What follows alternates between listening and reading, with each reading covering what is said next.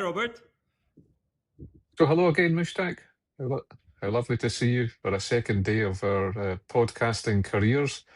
As you said yesterday, that's 10 years of great conversations, but this is only day 2 of the next 10 years of great conversations. Ever the Absolutely. optimist. So what we were going to talk about today was our educational journeys and experiences and how they formed us. And so what I was Yes. going to suggest is we look at maybe 3 layers of education from our early years, which is sometimes called primary or elementary, and then usually high school or some equivalent, and then usually college or university. And I was going to invite you first to just reflect on your experience of those 3 layers as you made your way from your starting point in Iraq to where you are now in Malaysia.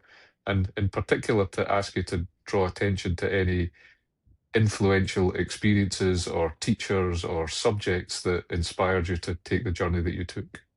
So where did it all begin for you? Fantastic. Thank you very much, Robert. I did my primary schooling in Iraq at quite a normal primary school. Was near to the place where we stayed, and we all used to walk to the school. It's something probably would be very difficult to imagine some of our children to do now, to walk to school and to cross the road and all of that. And the thing that I remember from primary school was I think I was quite advanced in my capabilities compared to my peers. So the school wasn't challenging at all from what I remember. So I did not need to put additional effort to be the top of the class. Some of the things that I still remember is a teacher from when I was in primary 2, I think, coming to the classroom where I was, speaking to my teacher, asking him to sort of lend me to go with the teacher to the school, to the class that he was teaching, which was, I think, primary 5. So they were 3-4 years older than me. And he just asked me take a piece of chalk and write something he dictated on the board, and I naively did that. Then the teacher would turn to the classroom and say, why can't you be like him? Look at his handwriting, so neat, and he was able to write things correctly and so on. And I still remember, some of these boys looking at me, in a very angry look, saying, probably we'll have another conversation with you later. The other thing that I remember from primary school is that because I used to read a lot, sometimes the information that I have were slightly ahead of some of my teachers. So, for example, I read the life of Edison, the life of Shakespeare, the life of there was a series of books that are about biographies of success. It's called Successful Geniuses or something like that. It was in Arabic, but I read almost all of that. That presumes there are unsuccessful geniuses, Mushtak. Well, probably there are some unsuccessful geniuses, I think. Yes, yeah. Well, I think there are some. Yeah. So That's a different book series, though. I think so. Yeah, and probably slightly more difficult to find, Robert, if you think about it. Yeah. So I used to have all this. So these books took you to a place where you were ahead of the curriculum. Yes, I was very much ahead of the curriculum because I was doing that out of interest, and so it was very little challenge.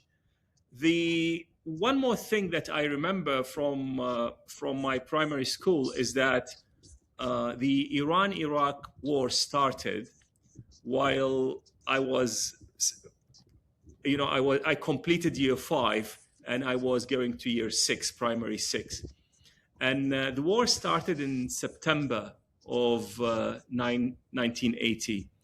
And it wasn't very clear to me, at least, what was going on. Like there's something in the TV, a war with neighboring countries.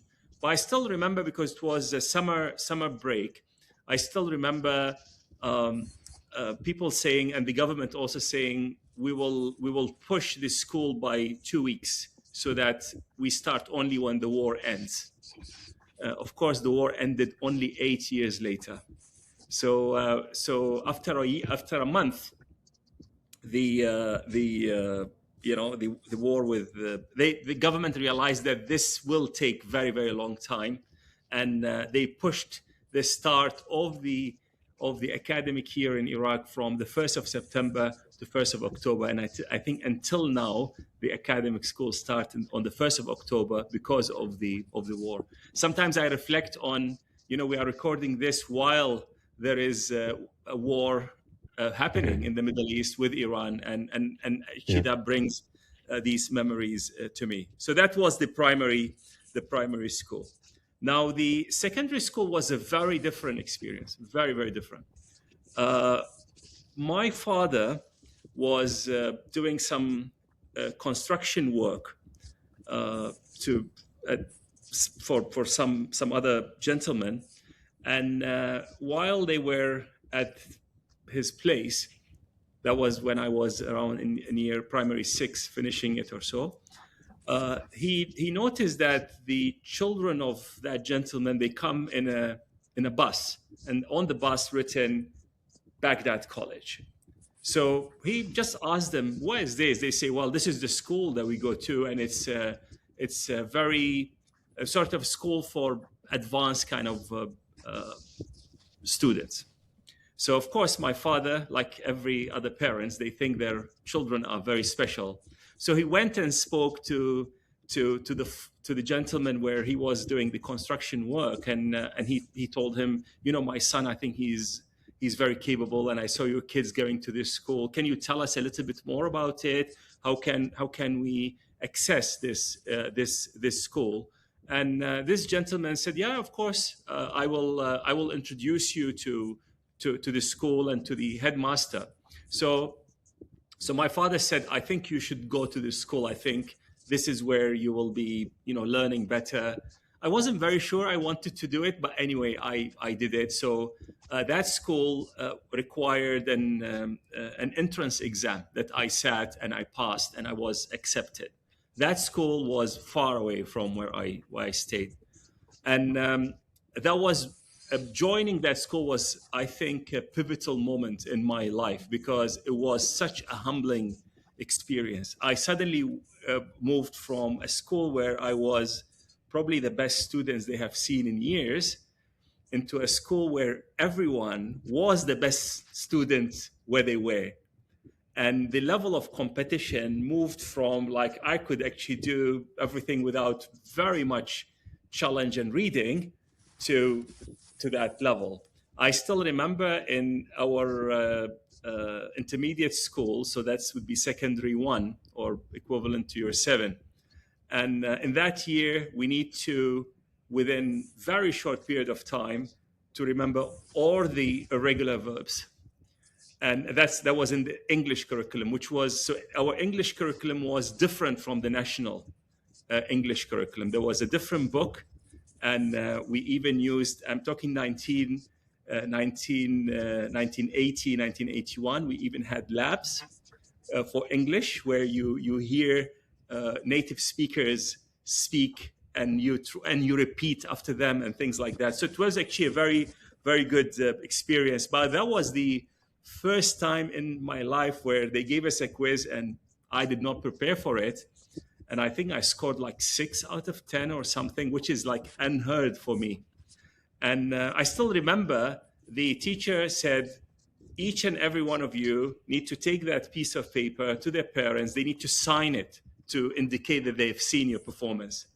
And I just really could not know how to face my father to bring him that piece of paper where I scored 6 out of 10. But that was a wake-up call for me that I knew that I really have to pick up my game. And that was from there on, I started studying and competing. And indeed, when I finished my high school was 1988. And I remember on the 8th of August, 1988, so that was 8/8/88, the Iran-Iraq war ended. And as you could imagine, that was an amazing time. People went on the street for days, day and night. They were just dancing. They like, okay, peace will prevail, and now we can do things and build a country and so on. So that was fascinating experience for me, and that's when I joined the university. So I joined the University of Baghdad, and I joined mechanical engineering, and this was a very good course because the country needed to rebuild, and there will be a lot of industries and things like that. So to be a successful person to do engineering would have been really a great thing. Now probably the other formative thing that happened during that time was when I was in year 2. So between year 1 and year 2 of my university, Iraq invaded Kuwait. And when I was just started year 2 of my mechanical engineering, the Desert Storm, which was the war to evict Iraq from Kuwait, started. And that was really a very different experience because the whole infrastructure of the country was destroyed. Again, I'm reflecting on what we are having now. And when there is a talk about shall we hit the bridges, shall we hit the energy generation and all of that. So I still remember that we lost electricity within hours, and we did not get it back until probably 8 months later. We lost, of course, petrol stopped, and there were rations. So you will get, I don't know, 5 liters a month or something for the car, and we didn't get it until probably 6 months later. Again, in a rationed matter. We lost telephony immediately, and we didn't get it until like 2 years later. So throughout my year 2, and eventually I graduated, it was quite a challenging time because then the country went through sanctions, and sanctions were even, I dare say, more difficult than the war itself.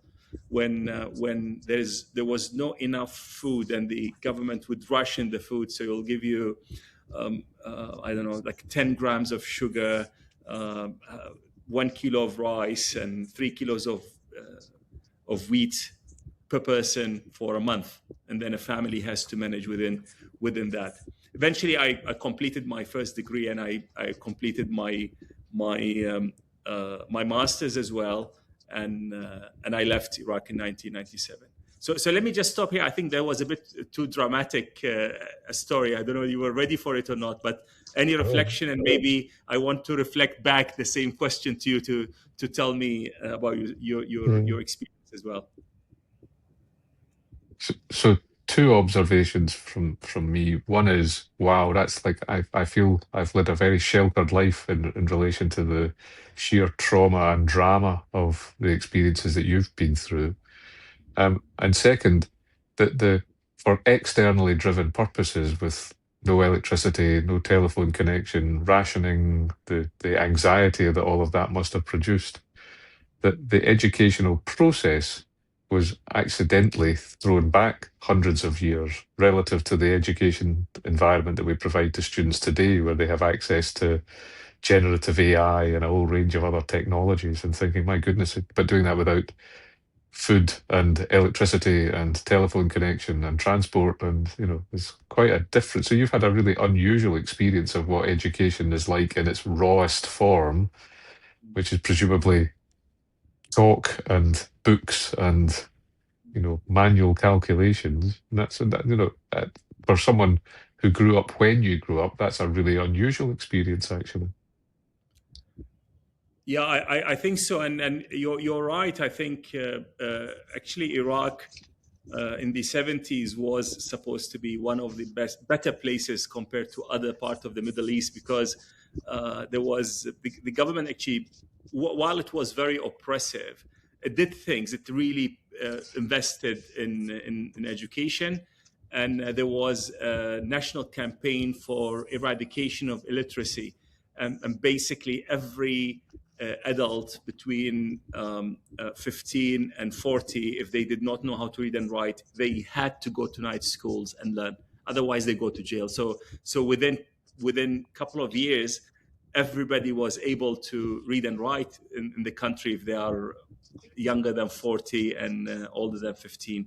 And for children, the government also made it compulsory to send their children to schools, particularly girls.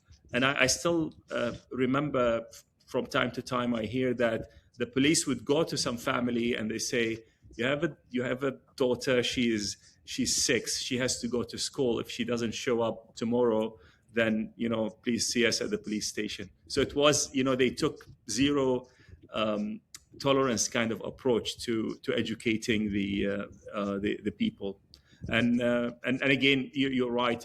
Then we reached a stage. I still remember when the hostilities stopped, because I still remember it was 17th of January 1991 where we were, the first bomb was dropped on Baghdad, and this remained until February, so mid-February or end of February almost. So 40 something days of bombing. And when the hostilities stopped, there was an uprising in the southern part of the country. So it was highly uncertain kind of times. And people thought the government is going to stop the study for that year, and then maybe we continue the following year. But I think they realized that if they leave all these young people with nothing to do, bad things are going to happen. So the government issued a directive that from Saturday, which is the beginning of the week in Iraq, that following Saturday, all schools, all universities, you are all on. And literally there is, like, people did not know how to go from where they are living to the university, but you have to show up, and you have to register, and you have to indicate that you are back. Otherwise, there are consequences, including you're kicked out of the university. So people walked, took bicycles, and sometimes I reflect on it, although people say, oh, these were traumatic experiences and they were very difficult and so on. We didn't really view them in that way. It was just life. You have to live. That, like, that's it. Yeah. You'll find ways. And of course, within no time, the competitive muscle kicks in, and you really want to complete, and you want to score, and you want to get good marks, and you want to graduate, and you want to celebrate your graduation in whatever way you can. So it was okay. It was okay. It wasn't as bad as it may sound. It wasn't easy, but it was all right. What's really interesting to me, though, is you and I are both passionate about the role of education in transforming lives. But it's really interesting to see that ethos can also be inhabited in a slightly more deterministic and imposed way. Like, if you don't get educated, you go to jail. So there's a different motivation. Yeah, so absolutely. Yeah. Actually, talking about motivation, there are, when times are difficult, the motivation sort of sometimes becomes a bit abundant. So where I grew up, I was growing up during the Iraq-Iran war, and if you are not in school and you are male, 18 or above, you'll be conscripted to the army, and you'll be given like 3 months of basic training, and then you'll be sent to the front. So it was as simple as sometimes mothers would go to their sons and say, son, please study so that you stay in school, so you don't come back wrapped in a flag, because that's what happened to many who were just 18. They were just kids. They just because they couldn't stay in school, because the compulsory part is just the I think up to the up to the primary school. After that, after you learn how to read and write, is up to you if you don't want to do it, and then the Yeah. motivation becomes like it's a matter of life or death kind of way. So it actually Yeah. clarifies your options. Sometimes when you have like thousands of Yeah. options, it's difficult what to choose. But this one is very simple. You study, you stay alive. Hopefully, you can have some better future. Although, I mean, I just wanted to say I was very motivated to learn whether there was a war or not. I loved reading, I loved Yeah. learning, I loved the challenge that comes with it. But mothers and fathers still say, please study, but not with the same kind of jeopardy. You're right. You're right. And Robert, so Yeah. I really would like to hear your story. I know I've dominated this episode maybe with No, mine, not but at all. Not at all. yeah, please, I want to hear yours too. So there are some points of similarity and some very significant points of difference. So there was no conflict. I too went to what we would call a primary school. It was quite a distance from where we stayed, but it wasn't because it was a particular school. It was just so I used to have to walk to the bus stop and then a bus to the neighbouring town, Helensburgh, where I mentioned in episode 1, and went to primary school there, and then do the same in reverse. From the age of 5, with no accompanying adult and a key to the house, and it now reflect that that's very different. Another point of similarity would be that I've got quite a strong memory in my first year of schooling in primary 1, not finding the maths very challenging and being able to help one of the children in a higher year do some of their maths homework and getting access to a better football game. And so that meant that you were kind of protected. You got invited to play with the bigger boys and girls at football, which was great. That was great fun. Like you, this sounds very conceited, but I don't remember it being particularly challenging at primary school. It was enjoyable. And then the only other thing that really strikes me as an unusual thing about primary school, which I only discovered years later, but my parents, on a parents' evening, one of my teachers in my third year of primary school, I think, was concerned that my handwriting changed from one day to the next, or 1 week to the next, from one form of handwriting to the other. And I think that they were worried that I had some kind of psychological disorder and was unsure who I was. And I think it's just that I quite liked trying to write in different scripts. And I can remember having this slightly odd conversation about, whether this was good or bad. And I felt like I was being told off. But in actual fact, I was just bored, I suspect, and thought, I'll try writing in a more like a joined up script writing versus a more blocky, independent letters type of writing. Then I went off to high school. And high school was a wee bit further away from where I stayed, so it was a longer bus journey. And it was what we would in Scotland now call a widening participation school. So at that point, I'm roughly slightly older than you, but roughly the same age, at that point, a very small proportion of high school leavers went to university. And at the high school I went to, that was like a vanishingly small percentage of people. And so it was a very mixed economy of people, some of whom had grown up in much tougher circumstances than I had grown up in. And so you learn to navigate socially. And a bit like your story, I can remember making a conscious decision of how many questions out of 10 to get right so that you passed well enough, but didn't pass so ridiculously well that it was noticeable to your peer group. And that sounds, again, very conceited. And the tests weren't very hard, to be honest, but it was, 7 out of 10 is still an A. 10 out of 10 is going to look just slightly awkward. 5 out of 10 means you get dumped into the next tier down as not good enough to do the exams. So I do remember, only a few times, but I do remember making choices as to how many questions to get correct or not correct. And the thing that I found most formative about high school, apart from the learning to navigate social circumstances with some people who were very motivated to study, a few of us, and some people who were very not motivated to study, was how early in your journey you were put on a track. So I had, like you in our first conversation in this podcast, I had a love of books and reading, and I was a voracious reader. But I was really not very good at linguistic subjects. So, studying English as a native English speaker seems to me in retrospect it was not very well handled. So irregular verbs was not a concept I knew. Conjugating a verb was not a concept I'd ever been taught because I already knew how to speak English. And so the absence of that in combination with studying a second language, which in my case was French, I found just hugely problematic. I just could not get my headset adjusted to what was going on.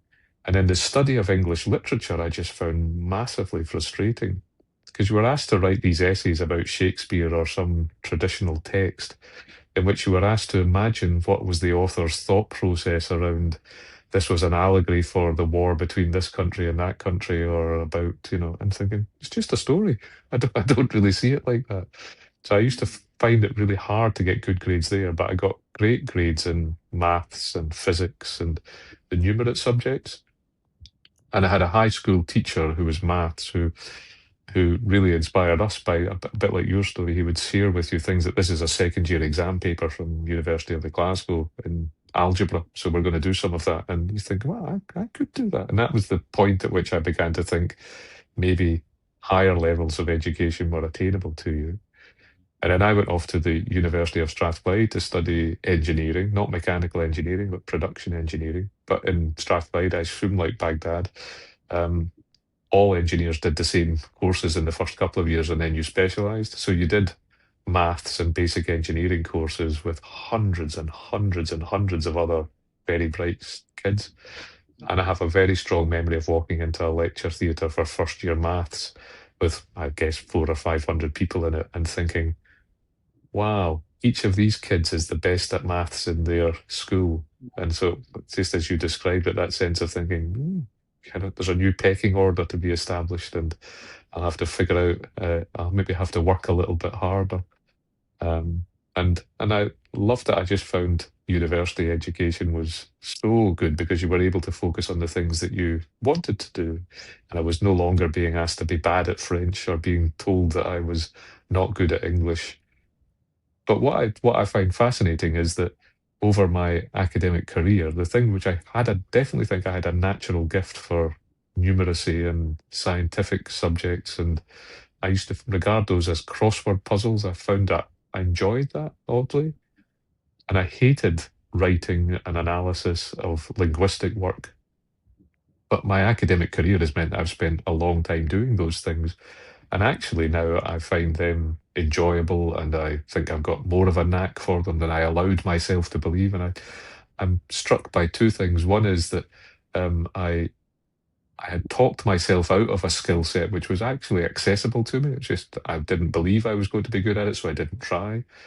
And second, that a flip has happened in my life where I now look at early engineering textbooks that I would have devoured and loved and found straightforward and think, there's a language here which it's the equivalent of conjugating verbs. I think I can't remember how to do this integration and differentiation process. I mean, I could teach myself it again, but I've forgotten it. But I don't find it nearly as challenging now when I see a pile of text or I'm marking an essay or when you're peer reviewing an academic article, or I find that quite easy actually. So it definitely is about what you allow yourself to believe you're going to be good at and the influence that that has on you, and then how often you practice it. But there were no wars, and there was no lack of electricity, and no threat that if you didn't stay in school, you had to get conscripted into the armed services. So in that sense, I feel I had a much more sheltered life than you. Yeah, I think the challenges come in all shapes and forms. So I think that's very important to recognize. And sometimes when I speak to parents who always compare their life to the life of their children, and they would say their children are sheltered, I just remind them that every generation has different kind of challenges. So I want us to probably think of the thing that you needed to learn, but education did not teach you, some skill or capability. We sort of focus on the things that we were doing well, but how about one thing that you needed, but maybe education did not provide, if any? So I think that I've already alluded to that. What I think the education rewarded in the system that I grew up in was excellence and specialization. And what it didn't do enough of was say, I know you hate art and you hate this kind of interpretation of a text to see what kind of metaphor it tells you, or you hate writing, you hate studying language, but maybe you should do some of that, and the sense in which you would continue to do something. And it's the only subject I ever failed was a French exam. Right. And, Right. so I just thought, well, I'm not doing that again. And yet there's a part of me that thinks that's entirely attitudinal and a bit like eating your vegetables as well as eating the sweets.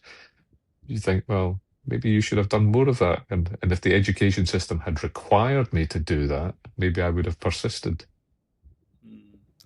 So for me, the bit that the education system that I grew in never really focused on or valued was development of skills like public speaking.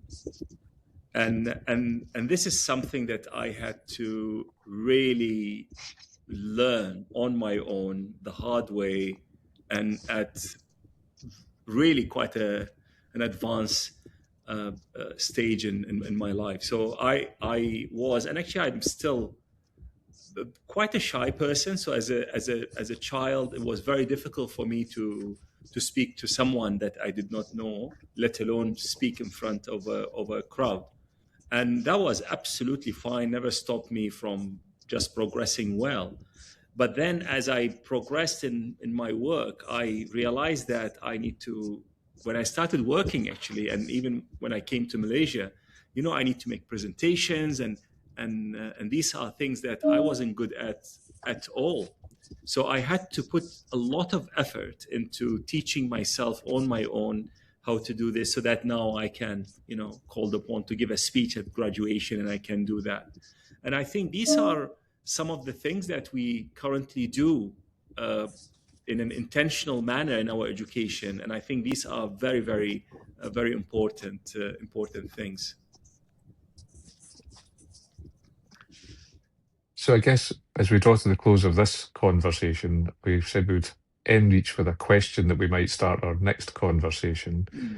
The question we might start our next conversation is about the relationship between the educator who kind of knows or assumes to know what will be good for you and the victim or participant or recipient of that education who might or might not think this is the right thing, whether that's public speaking skills or group working skills or linguistic skills if you're mathematically minded, or vice versa, some quantitative analysis if you're an arts and humanities student. And so we both have written curricula and designed degree programs, and I guess we have views that we bring into that process based on our own life story. So that would be a good question to focus on.